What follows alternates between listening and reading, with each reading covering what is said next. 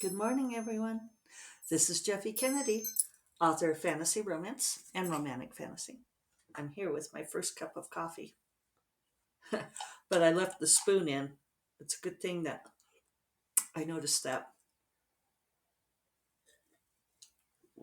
before I sipped. Today is, who knows, Tuesday, March 22nd. I could show you guys this little spoon for those of you on video. It's, make sure it's the right way up. Nope, it wasn't. I think people used to collect these things, but anyway, it says Denver engraved. It's a little like a little baby silver spoon. I like it because I could do just a little dollop of cream.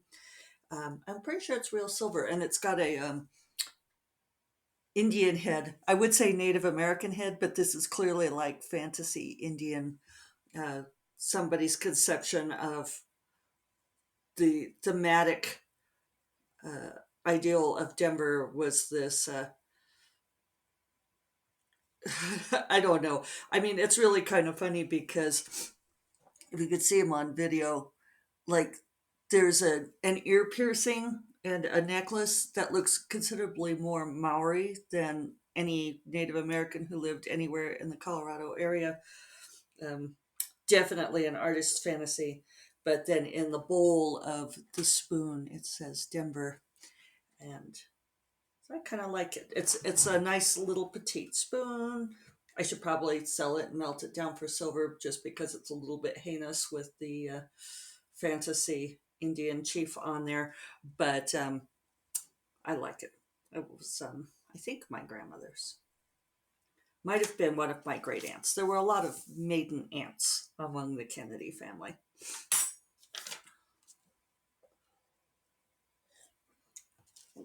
So today is a special day because I know something that I rarely know about my own podcast. But today is episode 700. Woo! Uh, a little while back, I was trying to figure out how many episodes I'd recorded. And I believe Laura Darnell was very helpful with that and telling me exactly how many there were. I got a little confused, even though I do keep it on a spreadsheet, of course. Some of them were like two-parters, mostly through my own technological ineptitude. So, but now I figured out a better way to keep track, and I believe that today is officially 700. So, um, oh, kind of cool, huh? And I even made a note to myself to remember it and say something. Other people know like how many episodes they've had. I do not. Well, clearly I do know.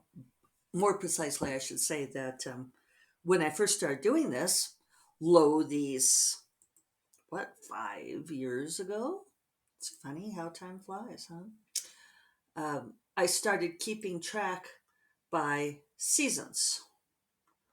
Um, so I did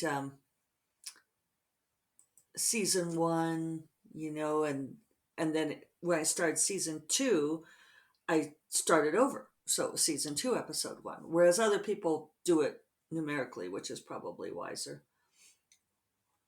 And I did not keep track of dates for that first season. I had 80 episodes in that first season, and I know I started like sometime around July. I could probably look at it on Buzzsprout, but do we care that much? So anyway, I should probably like put the years on these. That would be helpful. So this is season 5. So we know it's been 5 years, and this is 2022. Last time I checked. So I'm just gonna tap these in here right now. Sorry if this is boring. Yeah. So season 1 was 2018.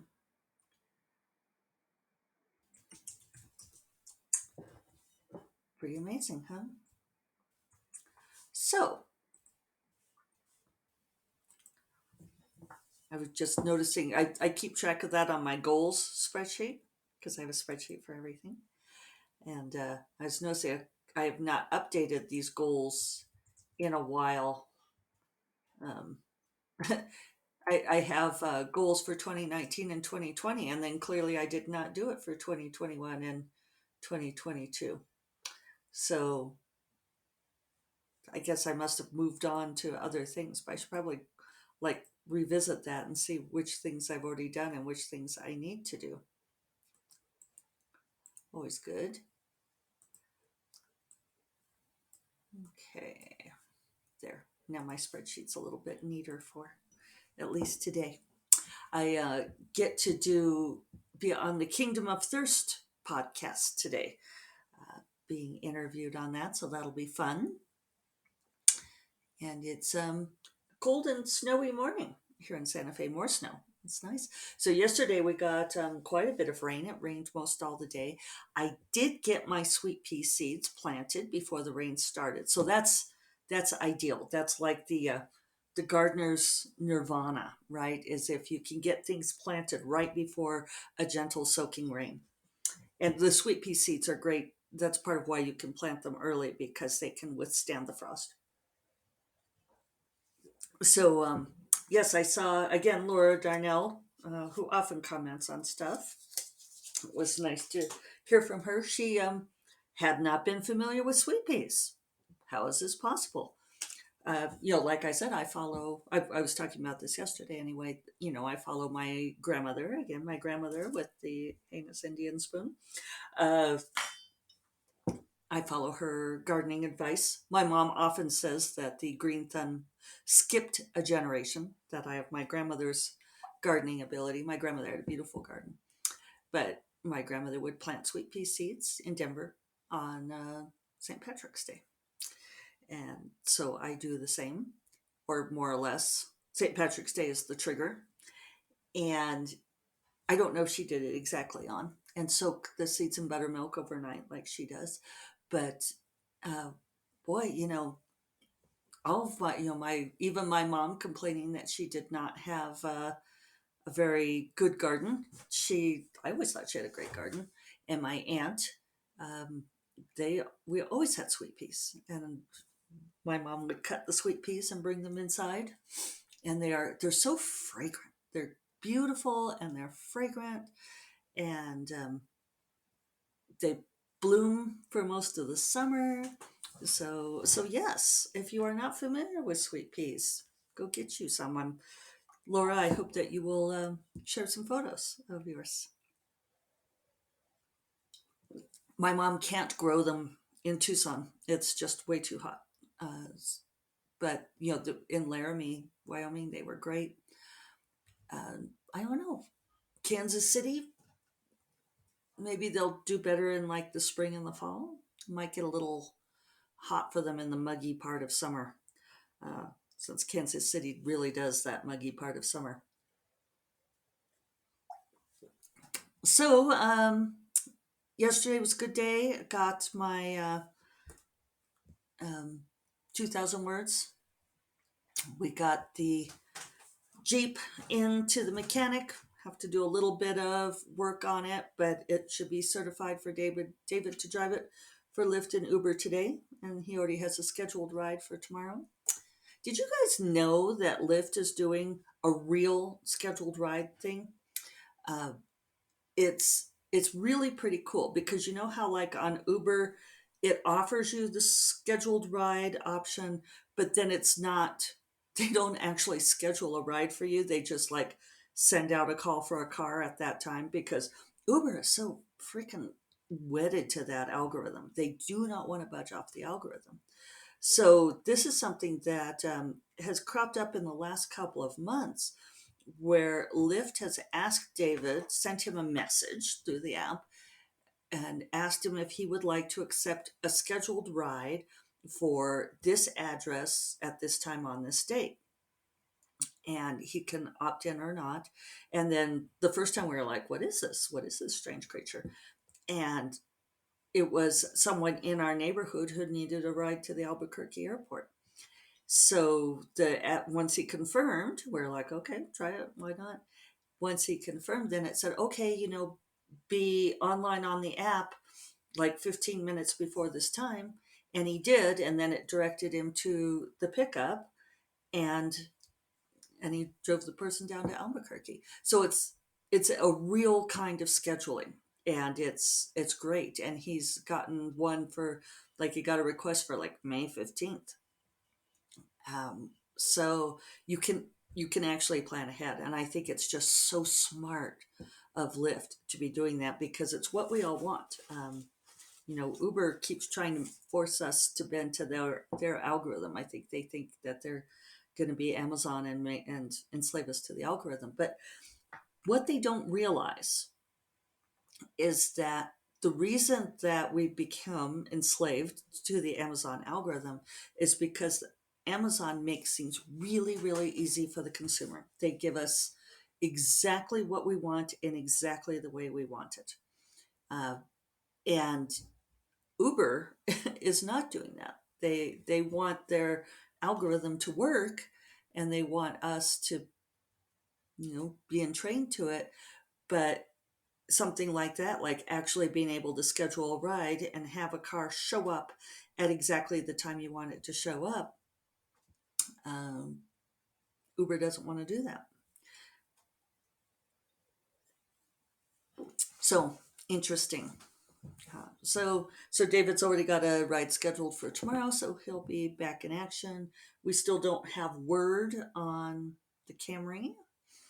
Uh, Apparently, USAA was taking it down to their approved storage facility in Albuquerque, which is an hour away.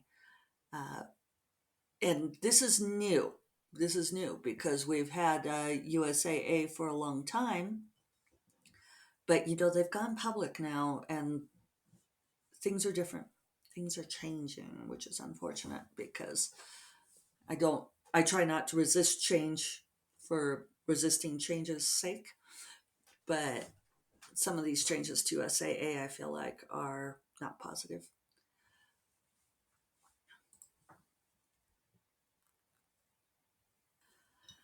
And also, it adds time. So we shall we shall see. Uh, Apparently, whether or not the car is totaled is still in question. I mean, obviously it's in question, but different people have weighed in. Dorinda's husband owns body shop, and he looked at the photo and said he doesn't think the car is totaled. So he said, unless there's damage you can't see, which is possible. So we shall find out. And got my nails done yesterday. I went with yellow, Mom. Isn't that funny? I was kind of thinking yellow anyway. My mom and I were talking about how we're like into yellow all of a sudden. Um, I think this is like how fashion trends happen. So I always think of William Gibson's pattern recognition, predicting the trends before they become a trend. Is yellow the next trend? You heard it here first on First Cup of Coffee. So, yeah, otherwise, I'm feeling like, and maybe I say this all the time, my business to do list is very long at this point. And some of it's because I've broken things out into smaller tasks. Uh, but like I need to upload the audiobook for Bright Familiar. I have to register for a couple of conferences. I still owe spreadsheets to someone because I was crunching her, like how she does her writing over the course of the year. I've got to set up a pre-order. I've got to put some books on Ingram because I didn't do it yet. Bright Familiar and Gray Magic I didn't put on Ingram, and I'm just gonna have to bite the bullet and do it. um, Make a pre-order list for a Polycon. I had to update a bunch of books and I need to re-upload them. I owe I owe the Faro gals a blog post for March, and now we are March 22nd. I really got to get that done. I've still got to figure out A plus marketing. Like I don't know what is time. Who am I?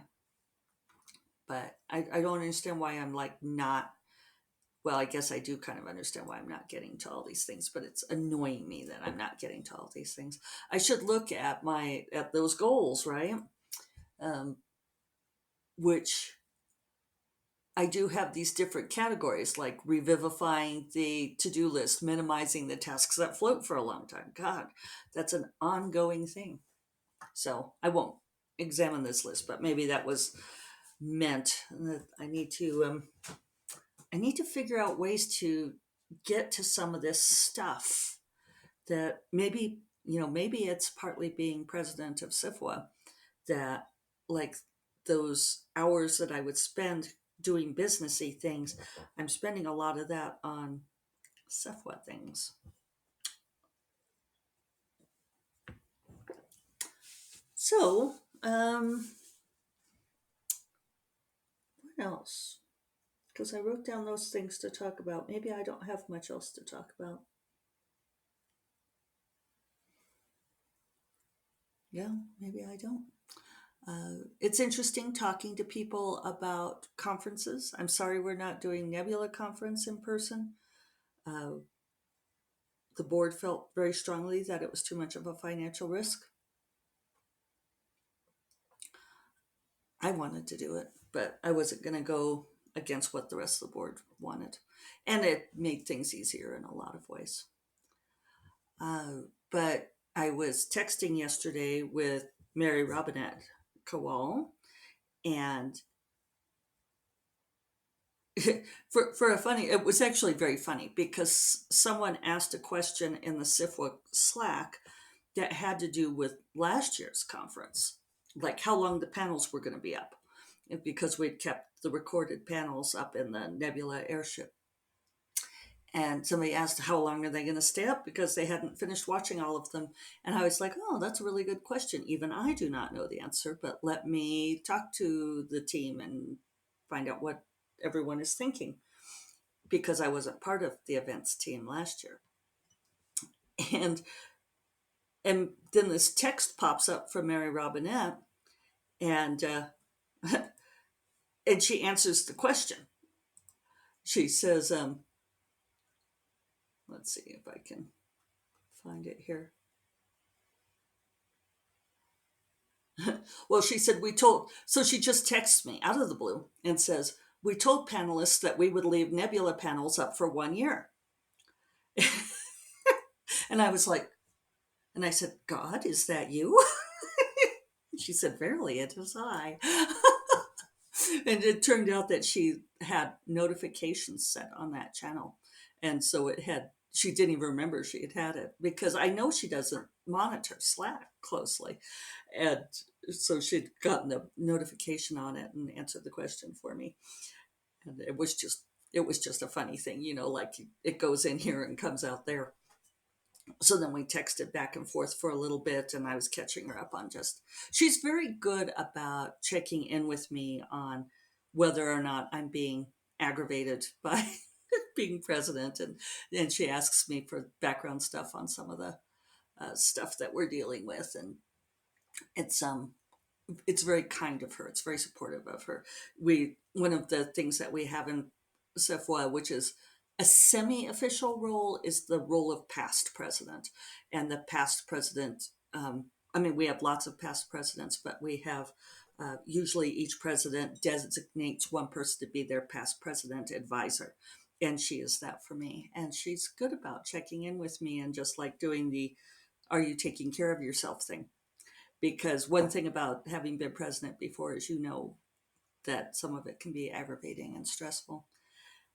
So at any rate, I said, well, if we get to see each other in person again, we can do a long drinking binge. And I think it's going to be, I told her, I think I'm going to go to ShyCon at the end of August, WorldCon in Chicago. I think that's the next time. So, but at least there will be that time. So that's one of the things I have to do, is register for that conference. And I'm going to register for World Fantasy Convention, which is in New Orleans in November. So I'm committing. I'm committing to things. Dun, dun, dun. It's exciting. All right, I'm going to go and get going on my things. I'm going to try to get some of this shit off of my to-do list. This is my resolve. Wish me luck. And I will talk to you all on Thursday. You all take care. Bye bye.